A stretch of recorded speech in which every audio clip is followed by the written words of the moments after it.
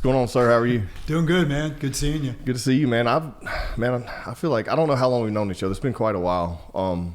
I think I just met you, honestly, just coming in the restaurant over the years. It's been over 10 years easily. Yeah, for sure. Probably 15. Yeah. So I'm curious to hear the story because I never really heard it. We've just talked bits and pieces about this and that going on in the industry or whatever. Right. But like, I'm curious to see just how you brought this here, because I still think you're one of Shreveport Bossier's biggest kept secrets, because Thanks. I still think there's so many people that haven't had your food or experienced the cleanliness of your restaurant, right, and the quality of the drinks and the handmade tortillas and all that stuff. So, man, I just would like to kind of hear the inception of this and how it come about. So, it's a long story, but I'll give you the short abridged version of it. So, I'm from here. My father was in the Air Force. He was a pilot. So we lived all over the world. And I guess, I started college here for a couple of years. Then I got the film bug, and I thought, well, I want to be an actor. So wasn't even thinking restaurants. So I moved from here to Dallas. And when I moved to Dallas, just dropped out of college, went over there. And of course they're saying, well, you need to go to LA or New York City. Yeah. You need to get in the big cities. So I was in Dallas. I thought, what do most, model actors do? Well, you work in a restaurant or you do construction. So I was doing a little bit of both. And I started working at a lot of good restaurants in Dallas and bartending and just seeing what they did. And then I moved to Los Angeles. Well, lived in Los Angeles, lived in Orange County, Newport Beach, Costa Mesa. And so that's really where I learned the heart of the business. And, every good actor, what they told me, gets your start in a restaurant. And so off I went to work in a restaurant. Not so much back then did I get any film work. The funny thing is that back in my day, they wanted like you. They wanted blonde hair and blue eyes, like my son. Right. Well, they didn't want anybody who was dark complected. Yeah. Nowadays, that's all they want. Yeah. I mean, I still get calls. Well, I was getting calls up to about maybe 4 or 5 years ago. Come try out for this commercial. And I'm like, sorry, I'm doing tacos now. I can make more money selling a taco than you're going to pay me doing a commercial. And I just don't have the time to sit there for 3 or 4 hours. So long short of it is I did a lot of work. I worked my way all the way up to a food and beverage director with a 5-star resort. And, basically I was working directly with chefs. And my thing with chefs was back then was make it beautiful, but make it to where we can sell it in a hurry. Yeah. Okay. Which is hard. Yeah. Chefs want to make it look beautiful and toy with it. And they want to come up with all kinds of great ideas. My idea was, let's make it sellable and let's make it, replicable so we can make a bunch of these and make a lot of money. So I learned a tremendous amount about the food and beverage business, from 5-star resorts all the way down to taco shacks to some of the better, like Tortilla Flats in Laguna Beach, Las Brisas, which is still there. It's been there for 50 years. So I learned from the best. I left California probably in the mid-90s, and I returned to Louisiana to get my college degree. At that time, I'm thinking, I want to be a lawyer, okay? So I went to pre-law. First thing on my list was I wanted to be an actor. Wasn't going so well, wasn't really getting to eat too much. So I thought, well, I'm going to go back and be a lawyer. Well, I went to college, got my degree, moved back, ended up going to school of all places in Natchitoches at NSU. And you talking about a change from Los Angeles to Natchitoches, Louisiana. I was going, what did I just do to myself? But it really helped me concentrate on my studies, because there was nothing else to do but do your schoolwork. There was just absolutely nothing to do. So I got my degree, and the last thing I said is I'll never, ever go back to restaurants. Because when I left LA, those people back in the 80s out there would just pick you to death on their food. Eating healthy, eating organic. That was the rage with what we're seeing now. Yeah. Was the rage back in 1982 out there. So, we're just now kind of riding on what they've always done. And that's where I learned that trade. Well, long short of it is, I go into the working world. I never become a lawyer. I thought, well, I'm going to try to be a pilot for the Air Force. So I go in, I want to go into the officers training school, and they say, you can't fly the plane, but we'll let you come in anyway if you want to come in as an officer. Well, at that point, I'm like, dude, if I can't fly the plane, I'm not joining. Yeah. So there goes the third thing I wanted to do in my life. Well, there was one other thing I wanted to do in my life. The fourth thing was open a restaurant. And I said, I said I'd never go back into the restaurants. Here I was contemplating, well, what can you do? So as a young man, you grow up in life and you're thinking, I'm doing this job that I really don't like to do, which was restaurants in California, Dallas, Atlanta, Georgia. And I thought, I'm just doing this just to pay the bills and just to eat. I'm not really doing this as a career. Well, lo and behold, did I ever know that would become all I really know how to do. And so, of course, I know how to do other things, but Right. I seem to do restaurants pretty well. I've been doing this for 20 years. And 35 years, if you want to put in all my restaurant experience, 20 years with my own business. And I said, I don't know how to do anything else. Every time I would get a corporate job, I'd get laid off. I would be, making hay for these companies. But then every year in November, December, there came that pink slip. You're laid off. So the last time I got laid off, I said, I'm never going back to corporate, big Fortune 100 companies. I'm going to open a restaurant. Well, lo and behold, nobody in the beginning wanted to give me a lease because nobody believed in Don Juanz. I went through 14 banks and got denied for loans. I went through 5 private investors, got denied. And then I went back to one of the banks that I initially asked for money. And it was a very small bank. It was called Washita Independent Bank. They're no longer around. And I said, what do I need to do to get a loan? I said, maybe ask for less money. What do I have to do? So they put me on an SBA program. They said, lower your sights a little bit, ask for less money, and then you need to come up with more capital. So I sold everything I owned. I had a boat. I had, nice things, whatever I wasn't going to use. I sold it and put it into Don Juanz. And then started in Bossier City. Got this bank to give me a loan. It was a very small loan. And then we started the first Don Juanz in 2006. And it was a disaster. We started out as being very hardcore street Mexican. And I didn't have ground beef. I didn't have shredded cheese. I didn't have sour cream on the menu. And people in Bossier were just adverse to that. Yeah. They wanted sour cream. They wanted shredded cheese. They're used to Tex-Mex. Yeah, they wanted Tex-Mex. And I said, well, this is more Cali-Mex, which is what I saw in the Sonoran region of Mexico. So know this, is that much like Italy, if you go eat in Rome, Italy, it's Italian food. But then you go down to Sicily or Naples in southern Italy and have dinner that night, you're eating Italian food, but it's totally different. Yeah, that's what people don't understand about Mexico. Like Exactly. the different areas you go from, like Puerto Vallarta to Cancun to Tulum. Exactly. And then the desert Nuevo part. Laredo. Yeah. It's completely different. Mexico City. Yeah. So there's maybe 1 or 2 people in this town that do Mexico City style food really well. There's a lot of people who do Tex-Mex very well. We are the only ones that I know that are doing what I call Cali-Mex, which is Sonoran, coastal Baja style Mexican food.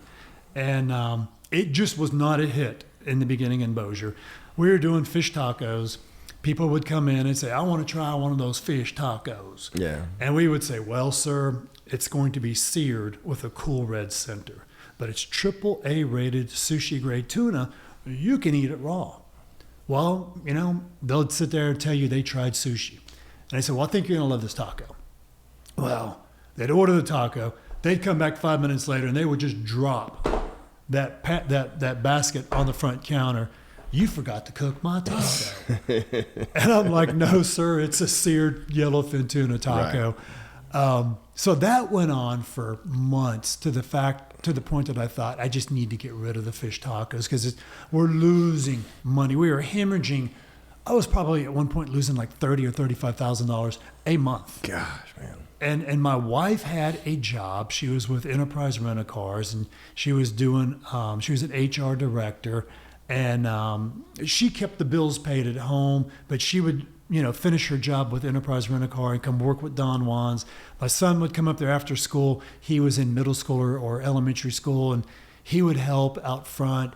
It was just a total disaster. And finally, what I did is I just revised the menu.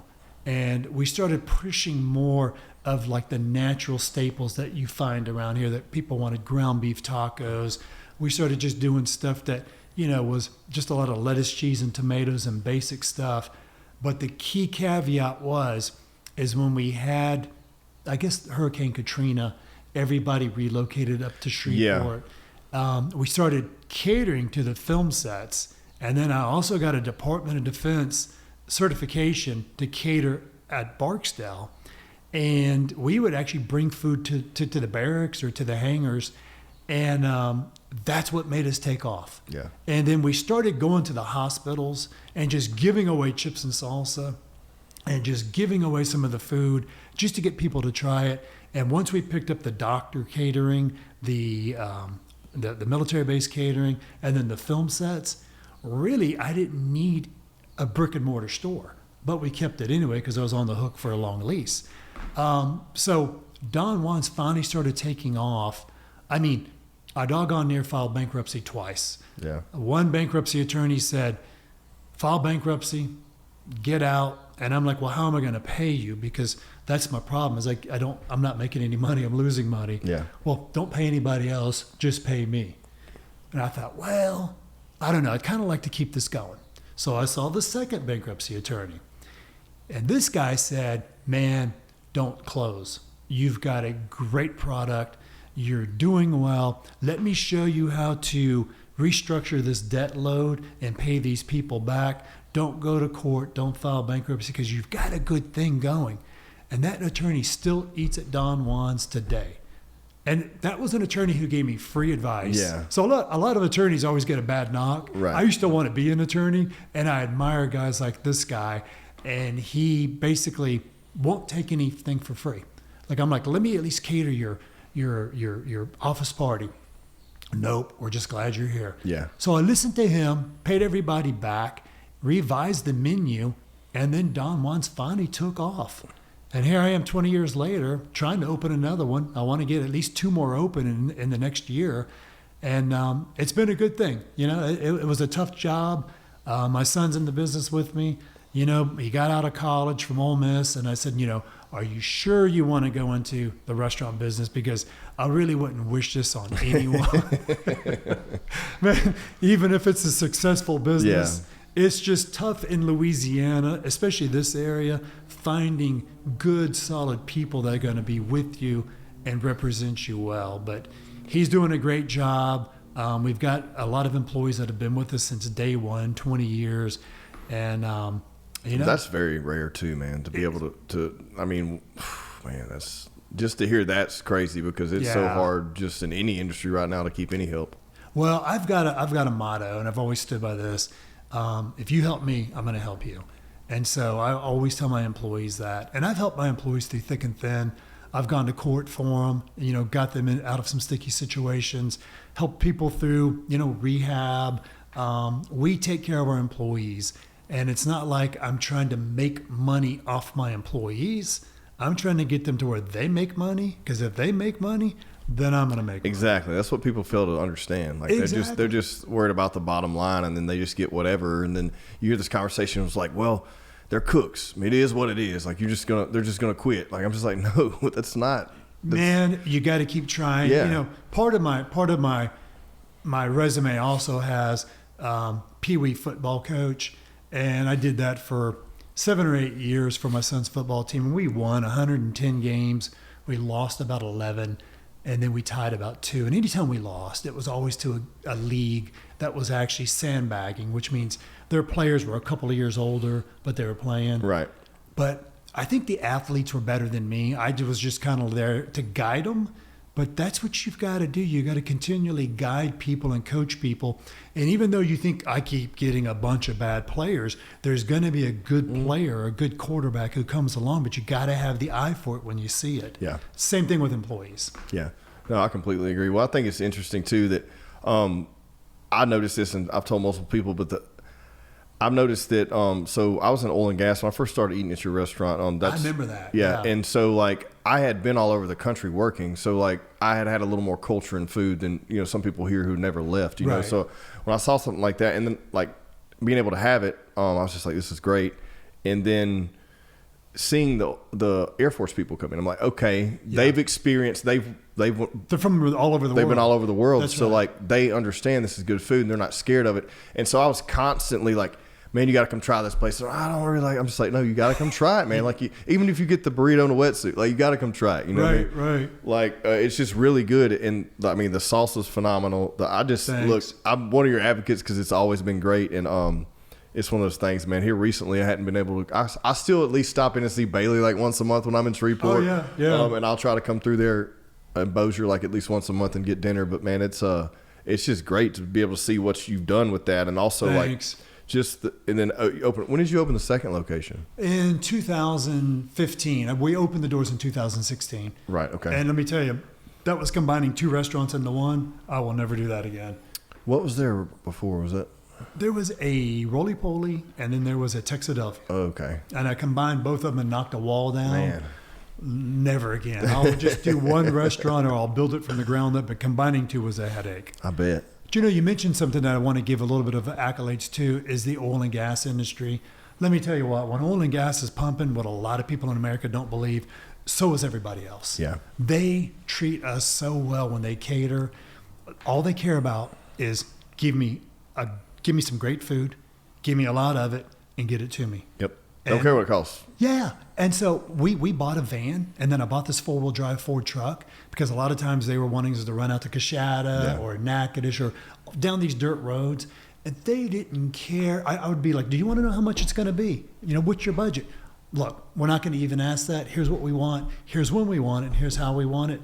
And I'm like, yeah, but don't you want to know how much it's going to cost? Nope. And they never did. And I'm like, sometimes I'd walk up to them at the rig and my hands would be shaking when I hand them the receipt. I'm thinking, oh my God. I said, this guy's going to be so mad at how much this thing costs. But they would just smile and sign and always leave a big tip. And I'd go back and give the tip to my employees. But, you know, the oil and gas business, like a lot of people overlook how much they interject into the economy. When they're making money, we're all making money. Yeah, so for it's sure. a good thing. Yeah, and it was. I mean, the film industry here, all those things were huge. Film industry helped so much. Like when their economic influx there was phenomenal. It was.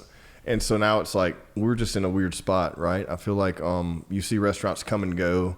How was COVID? I have to bring it up. I'm tired of talking about COVID, but we got to talk about it. In your industry, we got to talk about it. Well, you know, it's one of those things that I wake up every day and I look at it and I'm thinking, how in the world did we ever get there? You know, there's a large part of me that wants to say, you know, and I can go on for hours about this. Why in the world were we messing around with the virus anyway? Yeah. And how did it get out? And then all of a sudden it was, you know, epidemic. And then all of a sudden it became a pandemic and everybody in the world was suffering from it. You know, I had COVID a couple of times, and I can tell you I've also had walking pneumonia. COVID was a snippet of what it was to me having walking pneumonia. I got through my COVID no problem at all, but I still had to be quarantined for 10 days. I had to wear the stupid mask. Yeah. I think it was a big waste of time. I think it was a part of a huge money-making event for a lot of the top-tier individuals, big corporations, or maybe, you know, we'll say the deep state. Yeah. It was a huge money grab. And look, even the restaurants got paid. I mean, we stayed open. We never closed. We actually made more money during COVID than probably we've made in a long time. You were doing takeout there for a while, weren't you? Man, we had 2 people working the front house. Yeah. We had a guy washing dishes. We had 2 people in the kitchen. So my labor was really low. And we would just have cars pull in, and they would make a U-turn either at the Shreveport store and the Bossier store. They'd be lining up 2 rows, 10 or 15 cars back, and they would call it in, and then we would just have their name on the bags, and they would be buying gallons of margaritas. Oh man, I remember coming up there and getting those. Dude. Yeah. We ran out of tequila. That old 4-wheel drive truck I bought, I put it to use. I would drive to Longview or Lufkin or all these cities, and I would buy up their tequila, and I would just talk them into, hey, let me buy your tequila, because they weren't open. Yeah. And we were selling so many margaritas, it was just amazing. And I probably could have doubled the price and still sold them, but I was still making money on what I was doing. Plus, I felt like I was helping people because nobody had anything to do but sit at home and drink a margarita and eat Mexican food. Yeah. But I just think it was a really dark time. COVID for me, I really have a lot of animosity because it's what's put me behind with my business 4 years. Because in 2019, we were developing another Don Juanz. And at that point, I was going to bring on investors, and we were going to do 5. And at that point, I was snow skiing, and we were coming home, and everybody was talking about, it was January, that this thing called COVID. So I told my wife, I said, I bet this thing's going to hit the ground. I bet, this expansion's not going to happen. Of course, she's like, look on the positive side. And I'm like going, yeah, but I said, this epidemic can easily become a pandemic. And I just think it's going to be just a huge creation of a money grab for all these vaccines and everything else in the world. And people selling masks or making a fortune. And that's the one thing I probably should have done is just started selling masks and making a fortune. But what ended up happening is that the people dropped out. And so me being 100% owner of Don Juanz, it was just up to me to expand. At the time, my son was still in college. Getting extra management on hand during COVID was obsolete. It wasn't going to happen. The year after COVID, 2021, nobody wanted to work because you could stay at home and make more money. Yeah. 2022, people were still kind of not really wanting to work. And then in 23, real estate was super high, and then building materials. So it wasn't until 2024 that we've been able to come around and finally start trying to seek real estate to either build and or lease an improvement to make another Don Juanz. And so, I'm not going to divulge where the next one's going to be because as soon as I do, it won't happen. Yeah. But we've got 2 locations we're looking at. The one's in Louisiana, very far south, and then one is also in Texas. And so, I'm going to knock on wood, do the sign of the cross that, one of them comes through or both of them come through.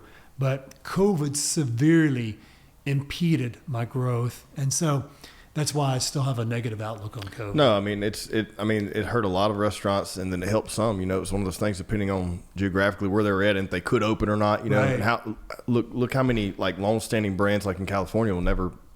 They just disappeared. Like restaurants that were open 100 years. You know? Wiped them off the face of the earth. But what I like about your business model is that you've made it successful here. So if you made it successful here, I'm pretty well sure you can copy and paste it in any market that has any sort of good economy and flourish. Amen. I'm going to tell you what. Anywhere I've worked, I've been in the restaurant business in Los Angeles. I've been in Orange County, Newport Beach. These are places where your average household income is like $200,000 or $300,000. That's your average. Most people there are like, $1 million to $2 million, a year. Yeah. Here, it's $42,000. Yeah. I've worked in Atlanta, Georgia, over off Peachtree. Worked in Dallas, Texas, and so they were very demanding, but yet they were forgiving. And I think the bottom dollar that I found in Shreveport, Bossier, more so Bossier than Shreveport. When I opened, Bossier is very frugal and every dollar counts. So when you earn $1 in Bossier, you've earned your money because I think the demographic that's been the hardest out of all the places I've worked in the restaurant business was Bossier City. And to this day, Bossier City is still the tougher demographic for me than even Shreveport or anywhere else I've worked. Bossier City, please don't hate me for that. No, I think that's a good thing because one, your clientele is going to be loyal. Right. You have more of a blue collar. Like you said, they make their money. Right. And so if they're spending their money, they want to spend it where they feel like comfortable. They're getting a quality product and quality service. Right. But yeah, it is interesting that it's just like you go to Monroe and West Monroe. They're like, oh, no, West Monroe's better than Monroe. Or any town. It's like it's right there over the bridge. I've lived in both cities. Like they're very different. Yeah, very different. But I've got to give it to Bossier. We don't sell as much liquor in Bossier as we do in Shreveport, but they do eat some food. And there's people that come 3 times a week in Bossier, and they've been coming. And the weirdest thing is sometimes I'll go over to Don Juanz on a Friday night in Bossier and just check in just to see what's going on. And I'll see people that I haven't seen since 2006 still eating the same thing, still drinking the same thing, and still coming. And they're like, we come all the time. We just don't see you. Yeah. So I'm grateful for Bossier. It is a tough market, but you're right. If I can make it in Bossier City, I know a lot of people say this, I can make it anywhere. No. I mean, Bossier wants what's good, and they get it. You know? No, I completely agree. I think it's a win. What's your guy's name that's been in Bossier forever? Ronaldo, man, he's awesome. Yeah, it's awesome, man. He, I remember just BSing with him for years, just going there and BS with him, and he started out as a dishwasher. Yeah, that's crazy. Yeah, that's like the American dream, right? You know what I mean? Like, now he's general manager. Yeah, that's insane. You know, when I first met him, I had hired the crew. Big mistake. I'd hired the crew from One-Eyed Jacks. I don't know if you remember that. That was before Silver Star. The original location there. Yeah. So there was, which didn't last long either. Yeah, One-Eyed Jacks didn't last long, and I should have known. Hey, they didn't last long. Yeah. I hired their managers. I hired a lot of their cooks, and they were in the kitchen. And so Ronaldo came and interviewed with us, and the manager was like, "Hey, don't hire him." And I'm like, "Well, why?" And he's like, he's not from here. Well, he's from Los Angeles, and he moved here with his wife. His wife had family here, and I said, let's go ahead and hire him. And he's like, "Well, no, I heard him arguing with his wife on the phone. I didn't like how he was talking." I said, "It's his wife. That's between them." I say hire him on as a busser. We need a dishwasher. We hired him on. Well, little by little, as I noticed that the staff from One-Eyed Jacks was basically deteriorating. They were just one by one every day. I'd either kick one out or they would just quit. They just had the worst work ethic. And then we finally got down to one night. It was my wife was there on the register. My son was opening the door for people. I was basically on the floor at the bar carrying food. Ronaldo doing dishes. And then I had 4 people working from One-Eyed Jacks. And for some reason or another, the manager got mad, I guess, because I hired Ronaldo. And he didn't like that. So they all quit and walked out. We had Ronaldo washing dishes, my wife on the register, me on the floor, and Bailey opening doors. I was going, oh, man, it's just getting crazy. And that night, a lot of people were coming in. Then Ronaldo comes to me and says, "Hey, boss, I got to go." I'm like, "That's fine." I said, "We might as well just close the doors on this place and just close this business and get on out of it. It's hard enough it is to make any money here." And he's like, no, I'm going to be back. And I said, "Well, where are you going?" "Well, my wife's having a baby. I just need to go deliver the baby." And I said, "But you won't be back." I said, "Go." I said, go take care of your wife. Thank you. If I'm here tomorrow and we're still open, come on back. You got a job. Well, I told my wife, I said, let's hang this restaurant up now. I said, I'm just done. And the wife's like, no, we're going to keep going. So she goes, "You get in the kitchen." She goes, "I'll get Bailey to help run chips and salsa." This is when he was about maybe 8 years old. Yeah. And we were probably, illegal child labor. Good thing he was our kid. Yeah, he's helping out. Yeah. And she was running food, and I was in the kitchen. And let me tell you, it was like getting back on a bicycle and falling off 100 times. I hadn't been on a grill in a long time, and I was just getting so mad. And then I was finally getting the food out, but it wasn't pretty. And my wife was getting things done. And then, lo and behold, my wife comes to me. She goes, "Hey, it's slowed down a little bit." She goes, "I got to go home now." And I said, "Yeah." I said, "So it's just going to be me doing these dishes. I guess it's going to be another 15 or 18-hour day," which was very common when I first opened. And she said, "Yeah, because he's got school in the morning, so I got to get him home." That's when we were living in Houghton. So she just, got on I-220, went to Houghton. So I locked the doors. I look at the dishwasher room. There were dishes, up to the ceiling. And I thought, I'll get 4 hours sleep maybe for this day. I did work a full 18 hours that day. But as I'm washing dishes, I hear a knock on the door. And I go, "Okay, who's this?" I go back and it's Ronaldo. And I opened the door. I said, "What are you doing back? Your wife had a baby." "Yeah, she delivered. The baby's great. Family's there with her. I'm back here to help you." I said, "Look, dude, let me just tell you one thing. You keep this attitude up." And this was back in 2006. Yeah. I said, "I will make your life better. I will change your life. You will not have to live with other families. You will have your own home, and things will be better." Today, he has his own home. He's got 2 or 3 cars, maybe 4, a Harley Davidson. He's got 3 beautiful daughters. They've all become A students. They all get scholarships. One went into the military. His wife stays at home. He's got the perfect American life, that he earned it. And he did it the right thing. His wife followed the true citizen, pathway to citizenship. Right. She learned, the Star Spangled Banner. She learned the Pledge of Allegiance, and she became a U.S. citizen. And they're just as happy as can be. And that's one of my stories I like to share, because I had no idea. I just knew that I'd seen him there, for forever. Nobody wanted him except me. Right. And then the night he came back to save me, I said, this Don Juanz thing might work if I could just get some air under my wings. And finally, we started taking off. That's crazy. It's crazy, yeah. Yeah, I didn't realize that.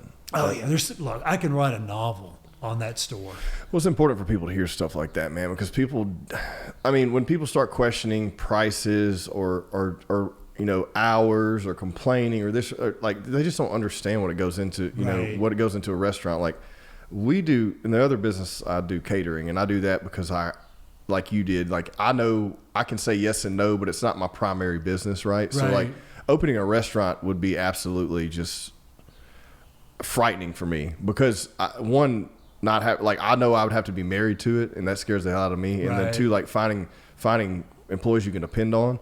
I have a good crew, but still working the dog shit out of them every single day, and then trying to fill demand. You have to have a lot more than 3 people. You know what I mean? Yeah. And it's just it's something people don't understand. They don't get what goes into it. They don't understand why something costs this much, and that your margins are only X amount, Right. It's a lot, man. It's like baking a cake every day from scratch.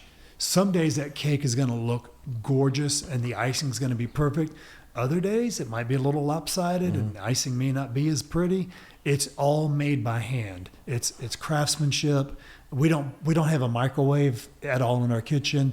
Everything we do is from scratch. The salsa, the guacamole. We got to talk about the chips and salsa too. The queso, all of it. That stuff is those are things that when people go somewhere, especially this demographic, and this stretches all the way down the I-20 corridor, right? Right. People want chips and salsa. Yep. And it's one of those things become, I guess, really just Americanized at this point. Whenever they go, no matter what type of Mexican, they assume they're getting chips and salsa, right? Right. And most authentic places aren't going to give you that. That's something true. you add on, But you got that. I can taste the difference in quality of the chip. Oh yeah. The difference in quality of the salsa. Right. The guacamole. The queso. You don't sell a top shelf guacamole where they come and make it at your table. All of your guacamole. All of it's top shelf. I sound like I'm making you a commercial right now, but right. but I've had all of it, Yeah. and that's me being honest. And people need to experience that, and they need to understand that yes, you can. There's a good old Tex-Mex on every corner, from here to Odessa, Texas, and all the way stretching all the way to Alabama. There's going to be one, but finding places where you can get fresh quality food every single day is. A lot of these places, they're not selling all that meat, so guess what? They're going to they're going to cool it off and they're going to use it again tomorrow in a taco, exactly. Or something like that. Exactly. People don't understand. It's just there's a difference. And the biggest difference is that the ingredients that we use, like you were talking about the guacamole. So we use Haas Grade A avocados, which is the best avocado you can get. We get it from a company out of Dallas. And when we get our avocados, they almost look fake. They look so good.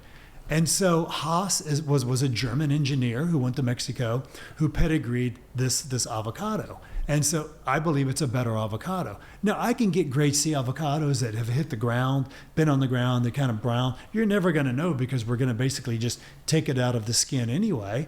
But we don't. We use grade A. What made you decide on those things? When you is it working in those other environments and seeing that stuff? Or what was your R&D on all of these products? So my R&D is first off, I eat there. I eat there probably still to this day, 20 years later. I'm still eating the same thing 5 days a week, 6 days a week. My waste has not grown. It's real food. It's whole food. Mm-hmm. And, there's so much food out there today that you can get that's fake. A lot of people don't understand. We use a char broiler to grill our steak. And our steak is choice grade. Mm-hmm. So there's different grades. You've got prime, which is your very best. You'll find that at a great steakhouse. You got choice grade, which is still very good. Then you've got select, which is good. Yeah, that's okay. Then you got no roll, which basically means it didn't make the roll call at all. And usually no roll means it could have been dairy cow that they just basically retired, to the meat factory. Under no roll is basically the cattle doesn't even have to be alive when it shows up to the slaughterhouse. So we're using choice grade skirt steak. in everything we do, from every taco to every nacho to every fajita. It's the same steak. But we actually grill ours on a char broiler. That char broiler cost me about $5,000, and the vent hood above it cost probably 4 times that much. But nobody in town, except for a few Mexican restaurants, are using real char broilers. They want to use a griddle, the flat thing where you would see Strawn's makes their pancakes. Yeah. That's what it's better suited for, is let Strawn's make their pancakes, but let's not cook fajita meat on a griddle, but everybody does. Yeah. So the char broiler, number one, my expenses is I'm using probably, a luxury vehicle as an example to cook my steak with, but you're getting real grill marks on your steak. The point I want to make is a lot of meat that you can buy is already pre-cooked will have those scorch marks painted on, and it's actually an ink, and a lot of people think that it's real. Well, Golden Corral and Applebee's just got burned for that because their chicken and their steak basically had marks on it that was imprinted by either ink or by a machine. It wasn't scorched on by a char broiler. So I think just because I've got a high demand for great food, the second thing is I want to sell great quality, exceptional quality that separates me from the rest of the restaurants. It's going to take an intelligent person to know what you're getting for your money. Your average Joe who doesn't care, who just, let's just say if you've got a high-powered V8 car, you need to be running that 98, 93 octane and not that 87. Well, it's the same thing with our food. Do you want your body to have the very highest octane food you can get, or does it just matter that it's the lowest grade? So I get it. Some people want cost and they want to save their money. Then we may not be the place for them. But if you're looking for an exceptional quality product and you want the highest quality ingredients, whole food, that's us. I mean, it even goes with our water. And I know we've caught a lot of flack on this water thing. And we've lost customers. I didn't know about this. Oh, well, the water thing. So we're all about high quality ingredients. If it ever becomes a thing of high quality and cost versus saving money, we're always going to go with the highest quality, and no matter what it costs. And we're not going to compromise and save money on our ingredients. So it started in Shreveport. Water was horrible. The water still is horrible in Shreveport. Yeah. It got an F on its water quality. So we brought in a machine that's mineral water on tap or sparkling mineral water, kind of like a Topo Chico, and it's filtered 5 times. It's reverse osmosis, and it has minerals added to it. So it's mineral water. Now, it's $2.49 for a cup. You can fill it up as much as you want. It costs me more to have that water machine there than it does a Coca-Cola. Oh, yeah, I can imagine. Or an iced tea. But more people will gripe because they're not getting the free water. Well, what is good for one in Don Juanz is good for the other. If I change a doormat at Don Juanz number 1, Don Juanz number 2 is going to get the same doormat. If I paint a bathroom a certain color, I'm going to paint the other one the same color. Those stores are identical in almost every way, and it's that way for a reason. Same thing with food quality. So we've done that with the water. It is a high quality water product. Instead of buying water in a bottle and getting all the the bad microplastics, plastics that you're getting from that, you're actually getting this pure. And it is Shreveport water from the beginning, or it is Bossier water, but we're filtering it 5 times, and each filter is like $100, and we replace those filters every quarter. So you're looking at $500 at each store every 3 months. Nobody is going through that. Even our ice machine has filters on it. We filter all of that before we cook. So we believe that no matter what it takes for an upscale fast casual restaurant like Don Juanz, and that's what we are, we're fast casual, we basically believe in obtaining the highest quality ingredients to cook with the highest quality equipment. And we believe that brings a superior product, and that's what keeps us in the game. Yeah. Well, there's a lot. I wanted to talk real quick about the skirt steak. So like a lot of people don't understand is like if that steak's not cooked at a hot enough temperature, it's going to become rubbery. So a lot of times you'll have a lot of these restaurants that do them on flat tops, and that grill's not hot enough, so they're going to get a rubbery fajita meat. Right. Whereas you're putting it on a char broiler, which is going to sear it a minute on one side, a minute on the other, whatever your technique is, and it's going to lock that in to where it's going to be a nice tender cut of steak. And it's so funny that it's professional grade. Right. Just a temperature change in cooking that type of meat changes in the way you cook it, changes the tool you use, changes it 100%. Like, there's a complete difference there. It should be 20,000 BTUs of heat. Yeah. And I can guarantee you, I walk into a lot of restaurants, and it's why I can't eat at a lot of restaurants in Shreveport and Bossier, because I can look in their kitchen, and I can just look around, and I can tell where they're cutting corners. And I won't say, and I dare not divulge who they are, but so many corners are being cut in restaurants around here that there's just no way. And they cost more than Don Juanz. Yeah. And I'm thinking, good for them that they're making that money, because I guess sometimes people don't care. And, we get that certain demographic at Don Juanz of people who do care. Right. And so thank God that's probably only 5% of the population, but we're happy to have that. But you just also recently got a huge accolade for cleanliness, right? Oh, yeah, at both stores. Can you believe? So I like to say we've always been clean. And part of my training from one of the resorts I worked at, I learned a lot of their techniques. It was the Ritz-Carlton, on how they keep, how they maintain sanitation and cleanliness. And I've actually got a job chart posted for weekly and daily cleaning. And it happens at the beginning of each shift and at the end of each shift. The men's room gets mopped 4 times a day. We clean the bathrooms. We're steadily checking on them. The main thing is in the kitchen. Our kitchen is clean enough to where we could probably, I'm going to joke about this and say we could have surgery in there, but we have maintained a 100% score on both stores, which I'm extremely happy about. They couldn't find anything. In Shreveport, they basically beat us up on a dumpster that's not even mine. It's out back, 20 feet away from a back door, and it didn't have a metal plug in the bottom. And I guess jokingly, we all said, okay, I guess you got us on that, but too bad it's not my dumpster. Yeah. But anyway, it's just easy to do if you have this job chart. It's written in English and Spanish, so there's no mistake. Each day, each employee goes to that job chart. They fill out their name, they fill out their duties, and then the assistant manager or managers come by and they just make sure that these employees have done it. And it just keeps the ship clean. Everybody knows what they're supposed to do. Yeah, that's important, man. And then also, I want to talk about tequila. Oh, yeah. Obviously, I'll save the best for last. But yeah, so how did that come about? Like, because crafting, look, everyone knows that you can go get good frozen margaritas at certain establishments. They taste good. They're going to get you drunk, but how are we going to feel the next day? And for me, I'm a tequila connoisseur. So like, we've discussed this a lot. We were just talking about it beforehand. I want the best ingredients, when it comes to a drink. Yeah. If I'm gonna poison my body with alcohol, I want it to be the best. The least poisonous, I guess. But so how did that come about? Like, you're just the layout and the menu and all that stuff. So with the tequila, so I've all the recipes for food and beverage are 100% mine. I've got some copyrights on certain things that we do. Don Juanz Baja Beach Tacos. This is actually trademarked with the United States Patent and Trademark Office. My idea was by now that I'd have 5 of these locations going or more to make a chain and then to make a franchise. So I'm kind of behind the 8 ball on that. And I blame that on COVID. But, with the tequila, again, I drink there.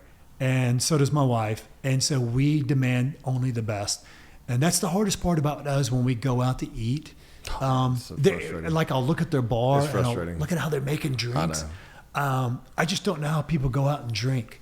I have to sit at the bar and just tell them what I want, and if they have the ingredients, they can make it. I'm just like, this part this part that. But you tell them how to do a drink while you pay them. Right, exactly. Yeah. But hey, if I'm wanting to drink, this is what it is. But if you want to drink healthy, it sucks. But with you guys, your margaritas, man. I mean, even down to the frozen, you're not cutting any corners there either. No corners. So I'd like to say that each margarita has 4 ingredients, and we do not use any artificial ingredients at all. There's no food coloring in there. There's no simple syrup. We don't even have simple syrup behind our bar. So with the frozen margaritas, it's going to be freshly squeezed limes. We use lime juice. We use a good tequila. It's going to be a platinum tequila. Then we use triple sec. And we get one from Holland. So it is a good triple sec. I would not call it top shelf. There's a lot of battles. Yeah, and then we use Louisiana pure cane sugar. So there is sugar in those frozen margaritas. But that's the only 4 ingredients you're going to have in there. Now, on the top shelf margaritas, there's probably 8 of those that we have. Mikasa Slim's my favorite. Mikasa Slim. That's going to be organic lime juice. It's going to be organic agave nectar, no sugar. Then we're going to use a premium tequila. And then we're going to use a super premium orange liqueur. Yep. And we love to use Patron because I've tested Grand Marnier. I've tested, all the orange liqueurs against Patron. And I do like the way Patron tastes because it does have a little bit more of like a tequila base as well as having like the orange liqueur in it as well. It's my favorite. It's just you can't find it anywhere. No one carries it. And I'm assuming because it's more expensive probably. It is. Yeah. It is one of those things that we basically source just for those margaritas. So you're getting 4 ingredients. We also use an organic sea salt mixed with smoked alderwood sea salt. So it kind of gives you that little campfire smell. Look, a lot of people don't know this, but I'm going to tell off on the tequila industry for just a minute. Any of the tequila that we have behind Don Juan's bar is going to be additive free. Yeah. Most of your tequilas, including some of the great ones that we looked at just a little while ago in your tequila cabinet, have additives. Yep. Which means they've colored them, they've enhanced the flavor, and they're just not 100% a pure 100% agave spirit. So all you're going to find behind my bar is super premium tequilas, no additives. Then you're going to find our main shows, which are Herradura, and then we're also going to have El Jimador, which is also a sister brand of Herradura, and those do not have additives in them. So with that said, is that anytime we're making you a margarita, and we're using El Jimador tequila, or we're using Herradura tequila, not the super premiums, but my lime juice is going to cost as much as that tequila. Yeah. Now, a lot of people say you're crazy. There's no way. No. I can show you my invoices for limes in January, and a case is $40, and a case is usually 110 limes.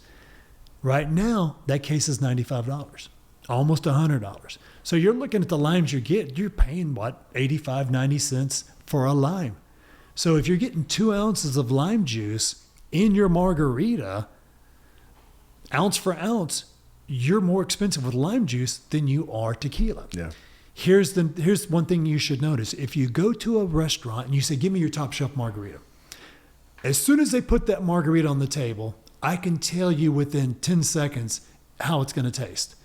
If you can see through that margarita, I would send it back. Right. Because they didn't use enough lime juice. Yeah. Why? Because lime juice costs so doggone much money. Yep. They're going to give you a lot of tequila, but guess what? I'm not drinking a margarita to taste just straight tequila. If I'm going to do that, I will just get an añejo tequila and sip it. Exactly. I don't want to get a Blanco tequila and taste that. I just want it to be part of the drink with the citronage and then the lime juice and the organic agave nectar. So a lot of people are cutting corners on lime juice because it's very expensive. Yeah. You got to have somebody squeeze it. You got a machine that you got to squeeze it. There's so many people that don't use that, man. Oh, yeah. Like anytime I go out of town, we were working out of town last week doing a catering tour in Mississippi, and I just would find anywhere that I could just tell had some sort of like decent bar, right? And go there and then physically ask them, hey, there's not sweet and sour in this drink, is it? Right. If it says it on, well, yeah. I was like, well, don't put it in there. Yeah. Make it just like this. Like, it's just one of those things, man. It's one of those things where I get it. They try to cut costs, and people they think that's what a margarita should taste like. Right. But it is not. That's not what a margarita is. And you're paying as much for that fake margarita with Presto and antifreeze in it. Yeah. I mean, it looks like Presto and antifreeze because it's radiation green. You can buy it in a 5-gallon bucket, a 5-gallon jug, and I mean, and it's glowing when and all it is just sucrose, and it's just food coloring and water, and they make it look lime green. Yeah. And I mean, I would not drink that. I mean, that's just me.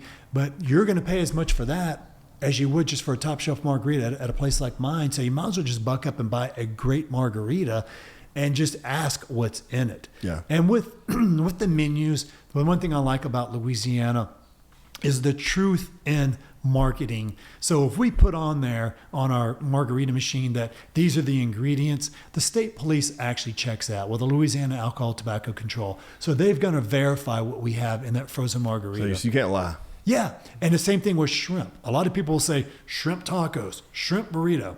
Well, I can tell you this. If they're not saying wild caught or Gulf cod shrimp, then it ain't real shrimp. Well, when you walk in, a lot of these establishments say our menu may contain shrimp imported from, or seafood imported. Right. Yeah. At least they're being honest. So Right. I will give those people who announce it on their menu, give them an A+ because they're following the law. There's so many restaurants out there that are using imported farm-raised shrimp instead of using, we got Louisiana right down here, some of the best shrimp, Mississippi and Louisiana. And you can source it for a decent price too. Why and it's not a great quality. Yeah. But I'll tell you why, because it costs more money. Right. And so people don't want to do that. But, again, that's some of the things that we do on our menu is that, we're going to tell you that we're using these quality products. It's almost like if you go to college and you get a degree and you go in for a job interview, would you tell them you have a degree or would you not? Exactly. Yeah, you're going to say, hey, by the way, I've got this degree. You want to brag about your accolades. Yeah.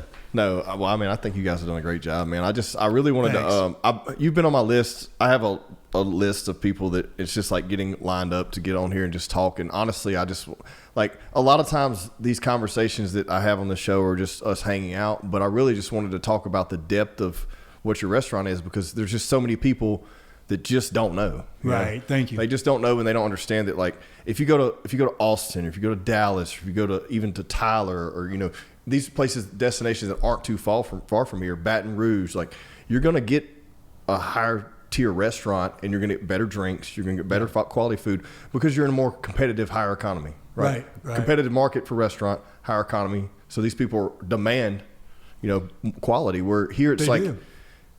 You've been working against the grain to push it, and it's you've made it. It is working against the grain. What I catch a lot of flack about is a lot of people think I'm so expensive. They're like, no, they beat me up for that, and I'm like, well, I mean, look what you're getting. Yeah, look. Sometimes I don't think it.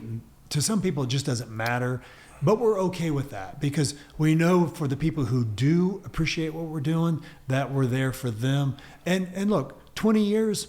I'm still making a good living. I'm thankful for that. And it's just something that, we're not going to change what we do. And even though it might cost more than the guy down the street, we know what you're getting. And it's consistently been the same. My menu has changed maybe 10% in 20 years. Those fish tacos, that queso, same thing as from 2006. But guess what? As the years go by, we learn how to do it better. Yeah. It's just like a football team who plays together for 10 years or 5 years. They just become impossible to beat because they know how to play together. And that's how we're playing these days. Well, a few of my favorites, Mikasa Slim Margarita. Y'all got to try that. Mexi Cheese, Mexi Chicken, phenomenal. Right. We didn't talk about your handmade tortillas. That's a huge plus. You're not going to get those in pretty much. I mean, you and maybe one or two other restaurants in this area, I would think, may have them. Right. You're not going to get those. That's super rare. Super rare. And the ahi tuna. I mean the yellowfin tuna. Yellowfin tuna. Yeah. It's phenomenal. Like those are some of my favorites. I mean, just hands down, man. Fresh tortillas too. Like that.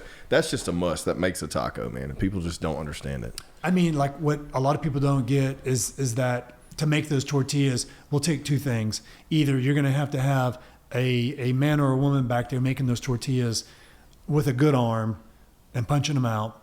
But with the amount of volume that we do, especially with catering, we have to buy a machine. We can make 1,000 in an hour, but that machine cost me in 2016 $22,000. Oof, I can only imagine what it costs now. Yeah, I'm getting ready to buy another one here soon. So it's almost like buying a car just to make my tortillas with. But those are the things that we believe that keep us in the game with high quality products that we can do. If we get a catering order for 100 people, we can say, sure, we got it. Are we going to get fresh tortillas with every taco? Yeah, you are. We're going to pop them out. That's absolutely impossible anywhere else. Right. Yeah. Here. Yeah, exactly. So, man, like I said, congratulations. Thank you. I'm excited for you guys. I'm excited to hear this news coming out whenever you guys get on the next one. Thank you. And, man, that's a wrap, bro. Appreciate you, man. Yes, sir. Thank you.